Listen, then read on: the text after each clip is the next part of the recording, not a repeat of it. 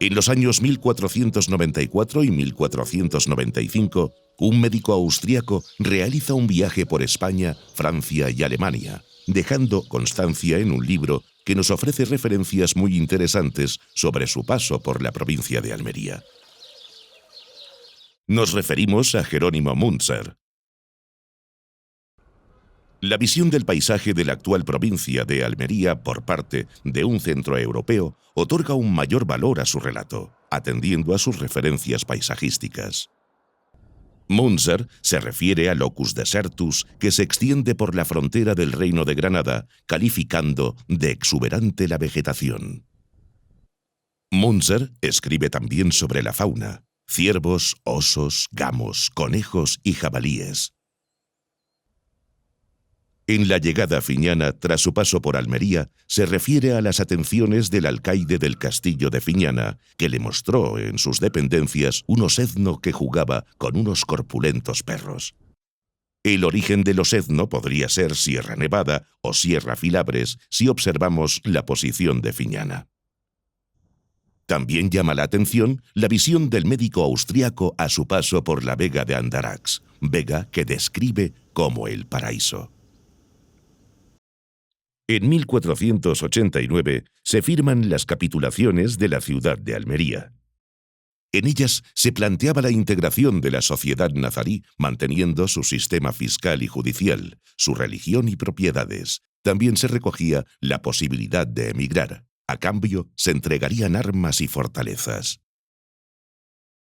Los musulmanes del Reino de Granada tenían dos opciones: convertirse al cristianismo como cristianos nuevos, pasando a ser moriscos, o emigrar. Esta emigración reduce la población entre un 25 y un 30%. El 85% o 90% de la población siguió siendo morisca hasta 1570. Los señoríos cristianos sustituyen a las taas nazaríes como elemento de organización institucional y territorial. La participación en 2/3 partes del diezmo que servía como tasa a los vasallos que producían en su territorio era una de las fórmulas de ingreso de estos señoríos. El otro tercio correspondía al obispado de Almería. Si bien la mayoría de los señoríos del territorio que ocupa la actual provincia de Almería no resultan relevantes territorial y demográficamente, una familia destaca por la extensión del territorio que forma parte de su señorío. La familia Fajardo Chacón, con intereses en la comarca de Los Vélez y en el valle de la Almanzora, al margen de intereses en otros territorios. En el norte de la provincia, los marqueses de Los Vélez fomentaron la colonización cristiana. Las zonas costeras ante el peligro corsario, y las ciudades de Vera y Almería, por ser las principales, quedaron bajo el control de la corona. Como en tiempos del Neolítico, el solar que ocupa la actual provincia de Almería se plantea como una opción postrera para los colonizadores. A los factores asociados al rigor climático hay que sumar en esta ocasión la serie de terremotos que asolan la provincia en el siglo XVI. Por ejemplo, Vera planea su emplazamiento actual como consecuencia de un terrible terremoto que destruyó la ciudad antigua en 1518. El peso del regadío seguía siendo muy relevante, como atestiguan los registros en los diezmos de seda, aceite, frutas y frutos secos. Por el contrario, la cosecha de cereales resultaba insuficiente. La seda continuaba siendo un producto de alto valor añadido, importante comercialmente. A finales de 1570, el territorio almeriense está prácticamente vacío, no alcanzando los 6.000 habitantes. La causa, la expulsión de los moriscos tras las batallas que suceden a la rebelión morisca de la Navidad de 1568. Batallas de una crueldad extrema por ambos bandos y en la que Felipe II envía a su hermano Don Juan de Austria para liderar la contienda. ¿Qué pasó con los moriscos? Unos emigraron, otros perecieron en el conflicto, otros fueron condenados a pena de muerte o al destierro en otras zonas de interior. Los libros de apeo y repartimiento se redactan en cada pueblo tras la conquista. En ellos se describen las tierras que pasan de moriscos a repobladores, siendo fundamental la labor como informantes de los conocedores, habitualmente moriscos, también cristianos viejos que conocían la distribución de la propiedad anterior a 1570. El libro de repartimiento de Almería muestra la asignación a colonos cristianos de explotaciones de ciudadanos árabes. En ellas encontramos olivos, membrillos, perales, albaricoqueros, limoneros, granados, moreras, nogales, higueras, palmeras, duraznos, manzanos, parrales. Tras la expulsión de los moriscos, el rey Felipe II aspiraba a repoblar rápidamente este territorio que había quedado vacío. Entonces, para ello era necesario saber qué bienes, qué fuentes de riqueza habían dejado los moriscos en los pueblos del territorio. Y para resolver esto se nombraron en cada pueblo unas personas llamadas conocedores, que eran, en la mayoría de los casos, eran moriscos que habían vivido en esos pueblos, para que informaran sobre las superficies cultivadas de secano, de regadío, los árboles frutales que existían, la producción de seda que se podía obtener en cada pueblo, las casas, los molinos, las almazaras, es decir, absolutamente todo. Los conocedores que intervinieron en la redacción de los libros de apeo y repartimiento nos ofrecen referencias de gran interés a la vegetación natural y a la fauna en algunos casos.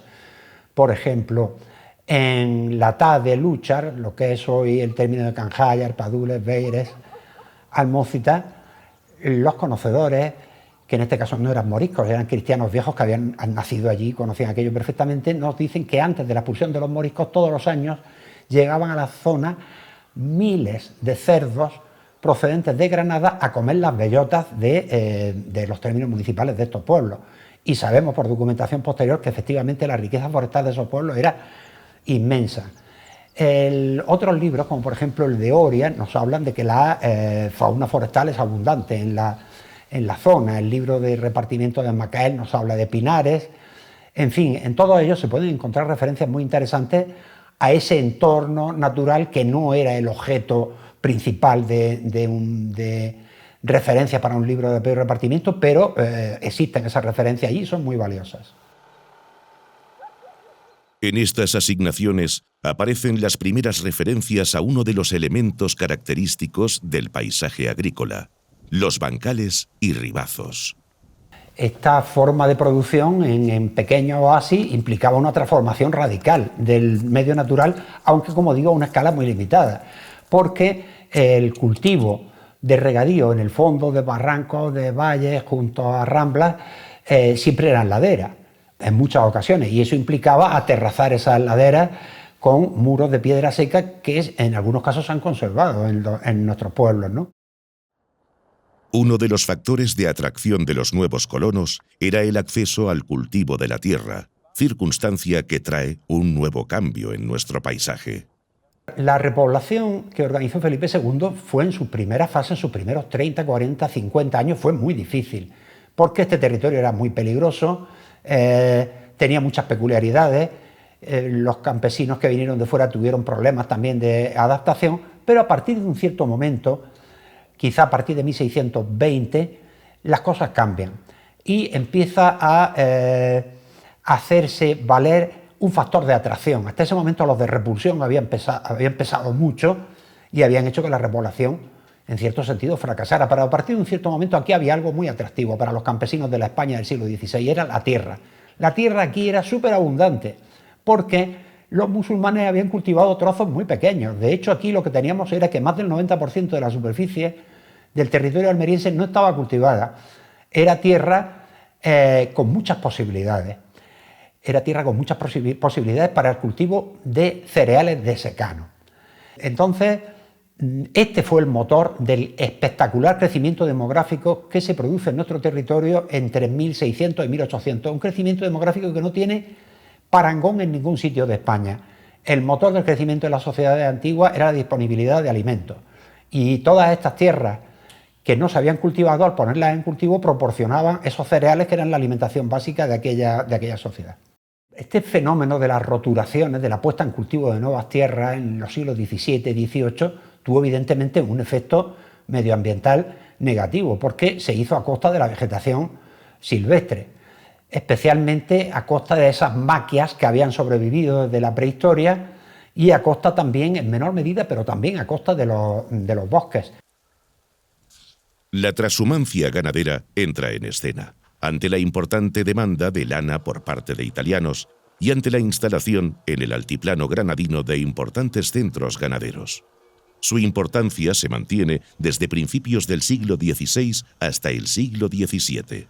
La conquista cristiana a finales del siglo XV introdujo un elemento en la economía y en el medio ambiente de Almería que era un elemento, hasta donde sabemos, nuevo, que es la gran ganadería trashumante. A partir de ese momento, todos los inviernos llegaban a las tierras bajas de Almería, a las costas, al campo de Dalías, al campo de Níjar, al Bajo Almanzora, al Cabo de Gata, llegaban rebaños gigantescos con miles y miles de cabezas de ganado que se pasaban aquí el invierno y luego regresaban a sus lugares de origen cuando terminaba el invierno. Esta ganadería sin duda tuvo que tener efectos negativos sobre la vegetación de estas zonas bajas, que era la maquia. No solo porque los animales comieran esa vegetación, sino también porque sabemos por algunas fuentes documentales que los pastores le pegaban fuego a esa maquia, a esos matorral, a esos acebuches, a esos lentiscos, para fomentar el crecimiento de pastos. Y este fenómeno prolongado durante siglos pues no pudo dejar de tener efectos sobre el medio ambiente de las tierras bajas de Almería. Sobre el origen de los repobladores cristianos, la labor de los funcionarios encargados de organizar la repoblación nos permite saber que el 50% eran de origen murciano, territorio en el que existía una mezcla de población castellana y catalano-aragonesa. Un 20 o 25% eran castellano-manchegos, un 15% procedía de Alicante y Valencia, un 10% procedían de Sierra Cazorla y Sierra Segura. El resto procedían del resto de territorios peninsulares o del extranjero. El origen murciano y levantino de gran parte de la población se observa en ciertas manifestaciones culturales. En Almería encontramos apellidos catalanes: Amat, Berenguer, Soler, Blanes, Ferrer, Ferrer, Tortosa o Ros, entre otros. En nuestra toponimia encontramos lugares como Roquetas, Castell del Rey, El Palmer, La Garrofa o Cala Figuera. La toponimia más abundante en el territorio almeriense es la toponimia castellana. Son los nombres de lugar que inventaron los repobladores cristianos que sustituyeron a los moriscos a finales del siglo XVI y los que fueron llegando, los repobladores que fueron llegando por su cuenta en el siglo XVII. Esa es la capa más abundante de toponimia, de topónimos. Esa toponimia es especialmente interesante, esa toponimia castellana, porque describe el medio natural de una época muy precisa, al contrario de lo que sucede en otras épocas, en otros sitios, en otras regiones, en las que es imposible saber o muy difícil saber de cuándo es un topónimo. Aquí sabemos que la toponimia castellana tiene fechas, tiene unas fechas en las que se inicia, que son finales del siglo XVI y el siglo XVII, ahí es donde se crea la mayor parte de la toponimia castellana. Esa toponimia describe un medio natural en el que todavía existen los bosques, en el que existen los osos, en el que existen los ciervos, en el que existen los corzos, es decir, un medio natural muy distinto del que conocemos hoy. En su referencia a la posición de la línea de costa en tiempos de fenicios, Mariano Paracuellos se refería a puntos interiores de la actual línea de costa de Adra. Las pilas de salazones romanas que se sitúan frente a la ermita de San Sebastián nos sirven de referencia. La playa del Censo se sitúa a poco menos de 900 metros en línea recta, siendo esta la referencia de costa más próxima. En esa distancia influyen los cambios que tierras adentro introducen los repobladores cristianos. Esos nuevos pobladores reconvierten la forma de utilizar el suelo, tanto que de una economía de regadío que tenían los hispano-musulmanes en el reino nazarí pasa, a partir de la repoblación filipina de 1571 a una economía de secano, extensiva, cerealista y además provocada por un incremento de la población. Estos que vienen nuevos son mucho más de los que había aquí, ¿no? Tanto que la cuenca del río Adra, que era la más grande entre todas las cuencas hidrográficas que rodean Adra, ya sí se ve roturada, deforestada de una forma mucho más significativa. Tanto que las laderas se van por escorrentía erosionando al cauce ripario, que arrastra mucho más sedimento, y ese estuario original, a manera de bahía, de refugio, se va rellenando en la bocana del río hasta poco a poco convertirse en un delta. Ese delta, luego la famosa Vega de Adra, va rellenando el mar con sedimentos, y del mar, de la desembocadura del río Adra hacia el levante, como la deriva litoral, las corrientes marinas proceden del poniente, arrastra toda esa arena, y desde Adra hacia levante la costa pasa de ser una costa deficitaria en sedimentos a una costa ya arenosa, provocada por esos arrastres del río. La distribución de estructuras defensivas a lo largo de la costa, cuyos restos aún se conservan, la cartografía que indica la posición de los diferentes elementos de la estructura defensiva y los informes de los ingenieros militares que informaban de los planes defensivos, son elementos que permiten hacernos una idea del riesgo continuo de las incursiones de piratas y corsarios. Las iglesias y construcciones se diseñan como fortalezas. Las torres sirven para dar rebato a la población, creando una red de alerta. Torres y castillos forman parte de planes defensivos sucesivos del litoral. Un topónimo del litoral del municipio de Níjar tiene su origen en la facilidad con la que accedían a calas y ensenadas los corsarios. Es el caso de la Isleta del Moro, topónimo que deriva del original Isleta del Moro Arráez. A poniente existen referencias al Cañarete o las Roquetas. La amenaza se extiende al interior. En la Sierra de los Filabres se deja ver el Joraique, un famoso monfí morisco. En Alboloduy se ordena tapiar las calles del pueblo que lindan con el campo. En 1573, Cuevas de la Almanzora sufre uno de los asaltos más violentos. Tras desembarcar en Carboneras, Said ed-Dogali, almirante de la Armada de Fez, saqueó las casas de las familias cristianas que habían repoblado Cuevas de Almanzora y apresó a 245 personas. Antes bordeó la localidad de Teresa, en Sierra Cabrera, en el actual municipio de Turre. Teresa, lugar que fue habitado por 151 familias moriscas, fue un claro exponente de la convulsión morisca y cristiana que sucedió a las capitulaciones de los reyes católicos. El conocimiento del territorio que antes habitaron y la venganza ante su expulsión de este mismo territorio motivan esta reacción. En 1609, Felipe III decreta la expulsión definitiva de los moriscos. Y esa expulsión de los moriscos provoca un éxodo de los mismos a las zonas norteafricanas, a la zona de la Berbería. Y esos moriscos ayudan a los piratas que en aquellos entonces formaban repúblicas en Túnez y en Argelia a provocar razias piráticas en toda la costa de España, ayudadas o fomentadas por el Imperio Otomano. Esa aventura de los piratas lógicamente provocaban terror en la población, que hacía que toda la franja costera estuviese despoblada, exceptuando lógicamente las plazas fuertes tras las murallas, como por ejemplo era la Adra, que en aquellos entonces estaba fortificada, ¿no? El resto de costa estaba despoblada por esos piratas. Esa costa despoblada hacía que lógicamente se abandonase, no estaba transformada y seguía siendo forestada, seguía siendo cubierta por matorrales, tanto que las cuencas hidrográficas de todos esos arroyos de la contraviesa no arrastraban al mar sedimentos provenientes de la ladera, estaban forestadas. En definitiva, de Adra hacia poniente seguía siendo una costa eminentemente rocosa, y de Adra a levante ya sí empieza a manifestarse una cierta sedimentación costera.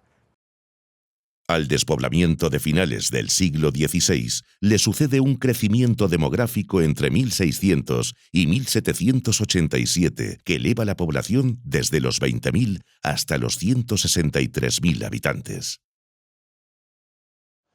La llegada de nuevos pobladores es una constante en este periodo. Apellidos como Navarro o Sola hacen referencia al origen de algunos de estos nuevos pobladores, en Navarra y en el vizcondado vasco-francés de Monleón de Sola. Al margen de los usos de la madera, las roturaciones seguían siendo un factor relevante en la deforestación. Los marqueses de los Vélez intentaron un poco la cuadratura del círculo después de la expulsión de los moriscos, puesto que ellos querían obtener rentas de todas partes. Por una parte quisieron proteger los bosques de su señorío, especialmente en la comarca de los Vélez, que eran probablemente los bosques más extensos del territorio almeriense, donde se podía obtener madera, alquitrán. Algunos fragmentos de esos bosques se los reservaban ellos como zonas exclusivas de caza, pero al mismo tiempo durante el siglo XVII ellos fomentaron las roturaciones, la expansión de los cultivos e intentaron combinar una actitud, vamos a decir, conservacionista con una actitud economicista que fomentaba la expansión de cultivos para la producción de cereales. Y en esa línea estaría la redacción que hicieron de ordenanzas forestales destinadas a la protección de los bosques, o como cuando autorizaban a los campesinos a hacer esas roturaciones para el cultivo, en los documentos que se han conservado les indican que deben preservar encinas, pinos, sabinas, que deben tener cuidado con eso y deben tener mucho cuidado con no provocar incendios forestales. Los marqueses de los Vélez prohíben la caza del conejo, la perdiz, el puerco, el venado, el corzo, la encebra, el oso, alimañas o aves. La encebra era un equido salvaje del que existen muchas referencias en la España medieval, sobre todo en la mitad occidental de España. Esas referencias se van volviendo más escasas conforme pasa el tiempo, de modo que a finales de la Edad Media y a principios del siglo XVI las referencias ya se limitan al sureste de la península ibérica, Albacete, Murcia y Almería. En Almería tenemos una referencia muy interesante, precisamente de los marqueses de los Vélez, en un documento en el que intentan reservarse la caza mayor para ellos, que eran grandes aficionados a la caza, y prohíben en sus territorios del norte de la provincia la caza del oso, del corzo y de la encebra. ¿Qué era la encebra? Como he dicho, se trataba de un equido salvaje del que sabemos muy poco. Era un animal que estaría medio camino por su aspecto entre una cebra, un caballo y un asno. Era un animal que probablemente no se dejaba domesticar, que tenía rayas en algún sitio, probablemente en las patas y por encima del lomo, y que la gente lo cazaba. Las últimas referencias de este animal son del siglo XVI, las de Almería son de las últimas que existen, y probablemente desapareció por la alteración de su hábitat por los humanos y por las armas de fuego que facilitaban la caza del animal. Hay referencias a él hasta en el Quijote. En el Quijote hay referencia a la encebra, que era un poco el paradigma del animal rápido, era el animal veloz.